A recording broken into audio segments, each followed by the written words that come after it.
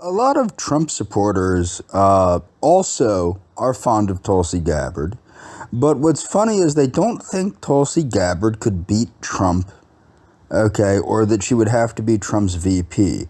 Number one, Tulsi Gabbard's values are very, very, very different than Trump's, okay?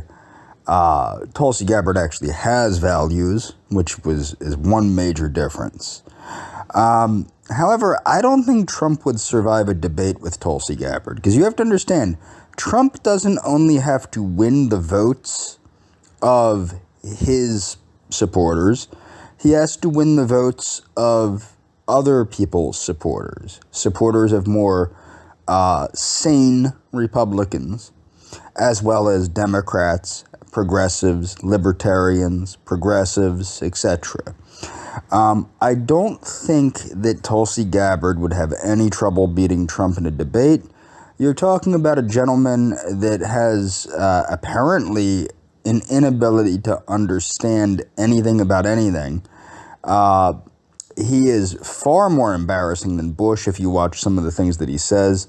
But here we go. We're gonna let him talk about his hydrosonic super duper missiles. Ever seen before. You don't see them either. They go through here, they say, boy, what happened? What was that? It's gone. It's here. There it is. I hear a noise over there. Where is it? It's gone. It's over there. But it's hydrosonic. But it's hydrosonic. But it's hydrosonic. I call it super duper because super duper is easier for people to understand than super duper because super duper is easier for people to understand than hydrosonic. Super duper, because super duper is easier for people to understand than hydrosonic. So once more, Donald Trump is going to talk about the development of the so-called super duper missile. Incredible military equipment at a level that nobody's ever seen before. We have no choice. We have to do it with the adversaries we have out there. We have, I call it the super duper missile. And I heard the other night 17 times faster than what they have right now. Then you take the fastest missile we have right now. You've heard Russia has 5 times, and China's working on 5 or 6 times. We have one 17 times, and it's just gotten the go-ahead. 17 times faster, if you can believe that, General. That's something, right? 17 times faster than what we have right now. So, Popular Mechanics has weighed in on what is Trump's super duper missile, okay? The president has repeatedly mentioned the existence of a super duper missile. The mentions include information that should probably have remained secret, such as range, speed, and accuracy. If the weapon is real, it could be the Air Force's AGM-18-3A Arrow hypersonic missile. Not hydrosonic, hypersonic. Over the last 2 months, the President of the United States has made reference to what he has called a super-duper missile. The President touted the missile, which he did not name specifically, at least 3 times this year, and appears to have revealed what are seemingly secret details about the weapon. Let's go over his statements and try to figure out what he's talking about. Trump made his first comments about super weapons in February 2020 at the White House meeting with state governors. We have the super fast missiles, tremendous number of the super fast. We call them super fast, where they're 4, 5, 6, and even 7 times faster than an ordinary missile. We need that because, again, Russia has some. I won't tell you how they got it. They got it. Supposedly from plans from the Obama administration when we weren't doing it. And that's too bad. That's not good. But that's how it happened. And China, as you know, is doing it. In these comments, Trump appears to confuse the term superfast with hypersonic. Hypersonic refers to speeds in excess of Mach 5, and Trump erroneously mixes in Mach 4 weapons with hypersonics. Trump furthermore claims that Russia got the plans from the Obama administration, which is untrue. Development of the avant-garde strategic hypersonic missile began in the 1980s. Regardless, we now know in a roundabout way that Trump has been briefed on the new series of U.S. hypersonic weapons. And then in May, at a White House event marking the establishment of Space Force, Trump said, "We have I call it the super duper missile. And I heard the other night 17 times faster than what they have right now. And you take the fastest missile we have right now. You've heard Russia has 5 times and China is working on 5 or 6 times. We have one 17 times. And it's just gotten the go-ahead. 17 times faster, if you can believe that, General. That's something, right? 17 times faster than what we have right now. Fastest in the world by a factor of almost 3. Now we have a name for the missile. Super duper. The statement 17 times faster than what we have right now is nonsensical. The most logical and charitable assumption we can make is that Trump is talking about the 17 times faster than turbine-powered cruise missiles, like the Tomahawk, which fly at around 550 miles an hour. That equals 9,350 miles an hour, or Mach 12. Trump claims that the missile is nearly 3 times faster than Russian or Chinese hypersonic weapons. Incidentally, that claim is also untrue. Experts say Russia's avant-garde weapon is believed to reach speeds of up to Mach 27. Then on June 13th, at West Point, Trump had the following to say: "We are building new ships, bombers, jet fighters, and helicopters by the hundreds, new tanks, military satellites, rockets, and missiles. Even hypersonic missile that goes 17 times faster than the fastest missile currently available in the world and can hit a target 1,000 miles away within 4 inches from center point." The last part of this comment seems to refer to the super duper missile, SDM. Okay, so it's called SDM for short, which stands for super duper missile, but also includes some interesting parameters. So what is the SDM, also known as the super duper missile? We know there is a dizzying array of U.S. hypersonic weapon programs under simultaneously development: the U.S. Navy's conventional prompt strike missile, while the U.S. Army is developing the long-range hypersonic weapon, and the newly outed vintage Racer. The U.S. Air Force is developing not 1 but 2 weapons: the AGM-183 air-launched rapid response weapon, and the hypersonic air-breathing weapon concept Hawk. DARPA has 2 more hypersonic weapon concepts under development: tactical boost glide and OptFires. Okay, of all these weapons, the AGM-183 ARRW, or Arrow, is probably the best match for the super duper missile. A range of 1,000 miles suggests an air-launched weapon. Land-based missiles hauled around on transporters can be made larger and thus have a longer range, while air-launched weapons are constrained by the need to fit them on warplanes. A 1,000-mile range is typically the sweet spot for air-to-ground weapons, making them small enough that aircraft can carry multiple missiles while launching them from the maximum flying range of an adversary's fighter jets.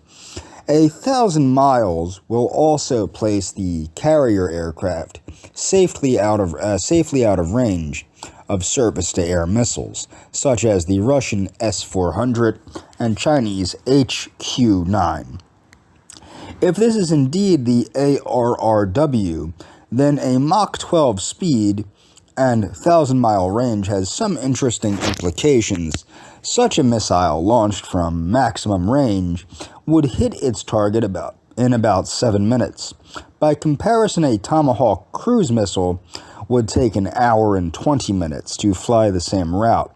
While defending against hypersonics isn't impossible, detecting, tracking, and then engaging a missile traveling at more than 3 miles a second isn't easy and may not be possible with current surface-to-air missile systems.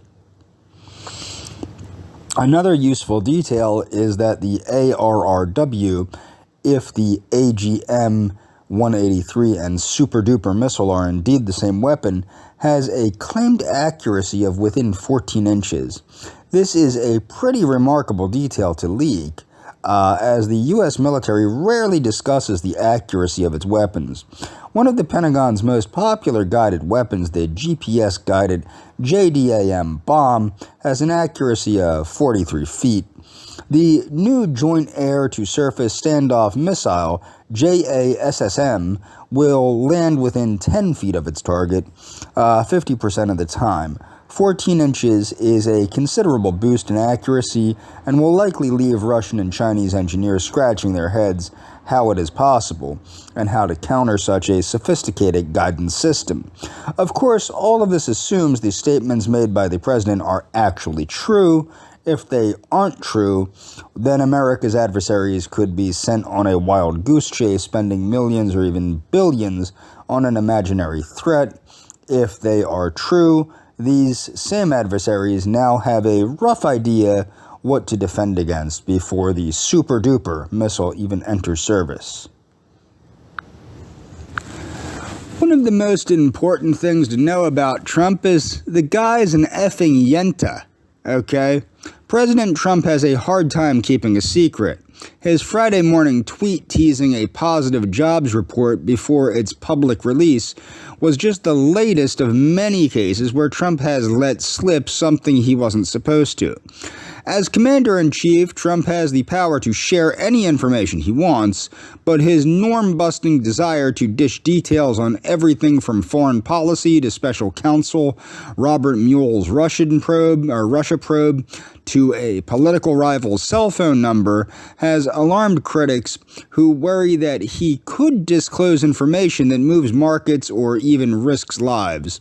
Political allies and former advisors concede that Trump has trouble holding his tongue, especially when he can boost his image or clinch an argument.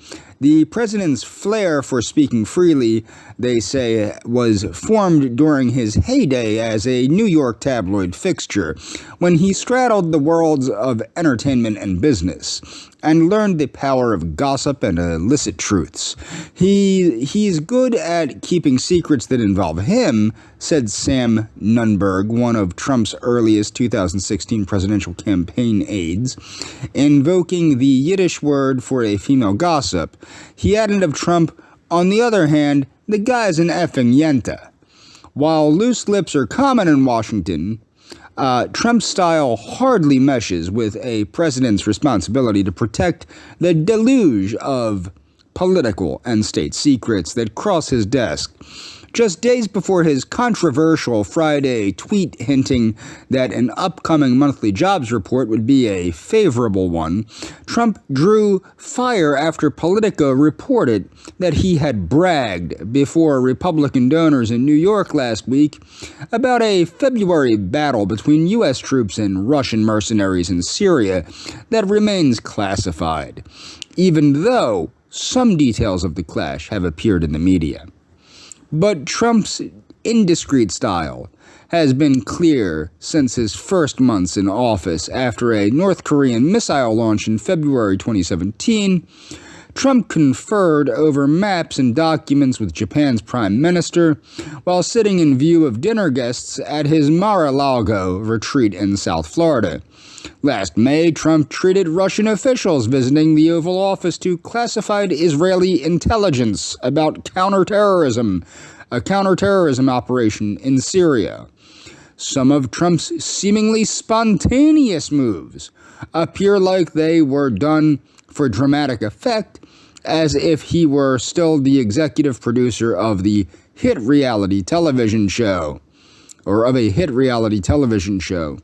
During the 2016 presidential primaries, Trump unpleasantly surprised his GOP rival, Lindsey Graham, by announcing the South Carolina senator's personal cell phone number on live television last October. Trump mused cryptically in front of White House reporters about the calm before the storm during a meeting with military commanders and their spouses in the state dining room. In March, the president made an impromptu visit to the White House briefing room to tease a major announcement from South Korean officials who were visiting Washington. Even Trump's own press office was left scrambling to figure out what was going on. Trump's incessant Twitter feed has also been a place where secrets go to die. His tweet about the jobs report comes 2 weeks after Trump blasted Mueller's probe as a $10 million Russian witch hunt. That figure raised eyebrows because it was far higher than Mueller's last budget report had indicated when it was released months earlier. Then on Thursday, the Justice Department released an updated total for the 6-month reporting period from last October through March, $10 million, but Mueller likely submitted his budget weeks earlier. Now, remaining, it would have been circulating within the Justice Department by the time of Trump's tweet. Trump broke ranks again on Friday with a Twitter post saying he was looking forward to seeing the employment numbers an hour before their formal release. The president was briefed on the figures Thursday night on Air Force One didn't violate the government's strict rules prohibiting comments on sensitive economic data until an hour after its 8:30 a.m. Eastern Time public release. But after the tweet appeared to move the stock markets, it drew rebukes from former U.S. officials in both parties, who stressed that rules preventing disclosure of jobs numbers are crucial to preventing insider trading and maintaining the stock market's integrity. Former Obama White House officials said Trump's predecessor, like presidents before him, managed to keep some of the world's most sensational secrets mum. Could President Obama keep a secret? Ask Osama bin Laden, said a former senior Obama aide, noting that Obama spoke at the 2011 White House Correspondents' Dinner on the eve of the raid that killed the September 11th mastermind. Didn't show his hand at all. Trump's premature announcements may be his way of showing off, but if you're a service member in the middle of an operation, a shareholder that expects fair play in the market, or a diplomat trying to quietly close a deal, they're dangerous and destructive, added Ben Labolt, a deputy spokesman from the Obama White House. Ari Fleischer, the former George W. Bush White House press secretary, said that the nation's chief executive, the president, has the prerogative to discuss non-military and non-sensitive matters such as Mueller's budget, but Fleischer took issue with Trump's jobs report tweet and the release of Israeli intelligence to Russian officials. I'm very uncomfortable when the president wings it on matters that are sensitive or deal with intelligence, he said. The White House did not respond to the request for comment, but former aides who know Trump's ways say they're not surprised at the phenomenon, given his fondness for a constant churn of voices around him. The result, they concede, is that sometimes he leaks on his own team. He's a people person, said former Trump 2016 campaign manager Corey Lewandowski. He relays information because he wants to solicit as much feedback as possible. I don't see that as a negative. I see that as a positive. Of course, the president isn't a complete open book. Nunberg boasted that Trump and his advisors kept a lid on his plans for running for president until he made his June 2015 announcement at Trump Tower. Trump's indiscretion has even been the subject of late-night comedy. After news broke on April of then CIA Director Mike Pompeo's clandestine visit to North Korea, the ABC host Jimmy Kimmel expressed joking amazement. The most surprising thing about this secret meeting is that Trump was able to keep it a secret. He didn't accidentally tweet it while it was happening, Kimmel said. Just in case people don't know, what's a yenta? Okay, a yenta is a Yiddish word that means blabbermouth or gossip. Okay, so keep that in mind. Synonyms for yenta are circulator, gossiper, newsmonger, tale-teller, telltale, gossip, gossipmonger, quidnunk, and tale-bearer. So keep that in mind. That's what Trump was called by one of his aides. A yenta. An effing yenta. And that's all for this video. I don't really think that Tulsi Gabbard is going to have a problem taking this yenta out in a debate.